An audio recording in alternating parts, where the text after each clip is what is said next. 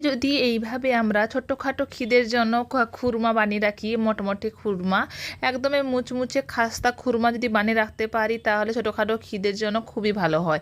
তার জন্য ময়দাতে ময়ন ভালো করে দিয়ে স্বাদ মতো লবণ দিয়ে ঠেসে ঠেসে মেখে নিতে হবে। মেখে নেওয়ার পর এইভাবে ছোটো ছোটো করে লেচি কেটে নিতে হবে। বেশি ছোটো করা যাবে না, একটু বড় সাইজের লেচি কেটে নিয়ে একটু বেলে নিতে হবে। মোটা করে ছুরির সাহায্যে 4 সাইডে কেটে নিয়ে একটা শেপ নিয়ে নিতে হবে 4 কোণার মতন। এরপর মাঝখান বরাবর 3 ভাগে ভাগ করে ছোটো ছোটো করে লম্বা লম্বা করে খুরমার আকারে কেটে নিলে সেগুলোকে ঠান্ডা তেল অবস্থায় ঢেলে দিয়ে এটাকে ভালো করে উলট পালট করে লো টু মিডিয়াম ফ্লেমে রেখে 10 থেকে 12 মিনিট মতন ভেজে নিলেই আমাদের খুরমাগুলো তৈরি হয়ে যাবে।